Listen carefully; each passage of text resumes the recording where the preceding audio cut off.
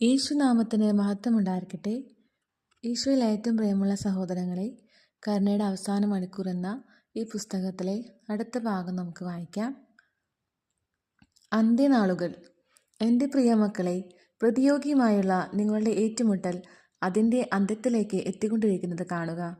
വലിയ നിശ്ചയദാർഢ്യത്തോടെ അവൻ എൻ്റെ അനേകം കുഞ്ഞുങ്ങളെ അന്ധരാക്കിയിരിക്കുന്നു. അതുകൊണ്ട് സകലരെയും, വിശിഷ്യ നിഷ്കളങ്കരായ എൻ്റെ മക്കളെ രക്ഷിക്കുക എന്നത് എല്ലാവരുടെയും ഉത്തരവാദിത്തമാണ്.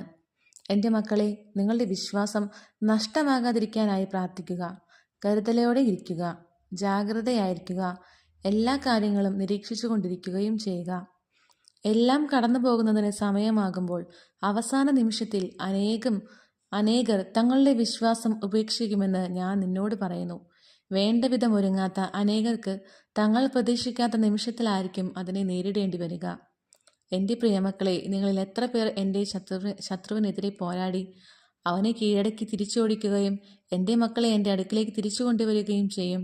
ഈ അവസാന കാലത്ത് ചുവന്ന സർപ്പത്തിൻ്റെയും എതിർ ക്രിസ്തുവിൻ്റെയും മണിക്കൂർ ഇതാ ആസന്നമായിരിക്കുന്നു.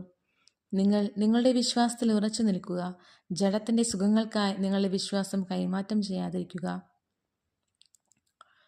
സഹോദരങ്ങളെ, നമ്മുടെ വിശ്വാസത്തിൽ ഉറച്ചു നിൽക്കണമെന്നാണ് ഇതിൽ പ്രത്യേകമായി പറയുന്നത്. നമ്മുടെ പ്രലോഭനങ്ങൾ ഉണ്ടാകുമ്പോൾ നമ്മൾ പല വിശ്വാസങ്ങളിലേക്ക് കടന്നു പോകും.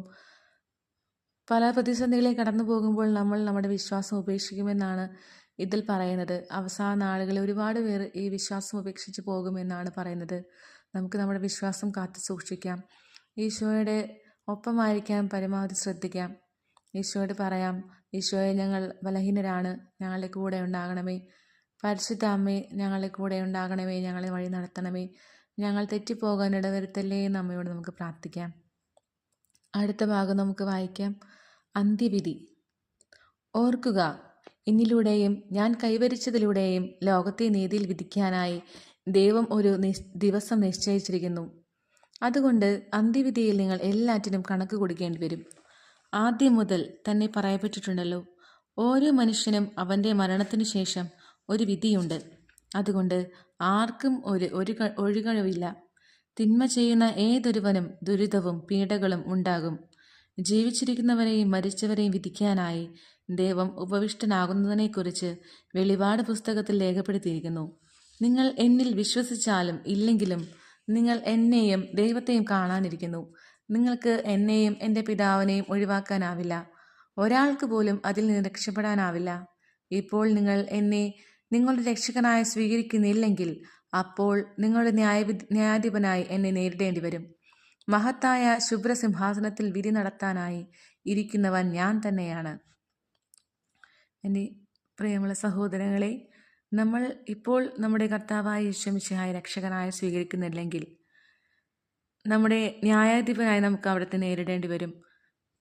നീതിന്യായ വ്യവസ്ഥയുമായി യേശു അവസാന നാളിൽ കടന്നു വരുമ്പോൾ നമുക്ക് പ്രതീക്ഷയോടെ ഈശോയുടെ വഴികളിലൂടെ ചതിക്കാം.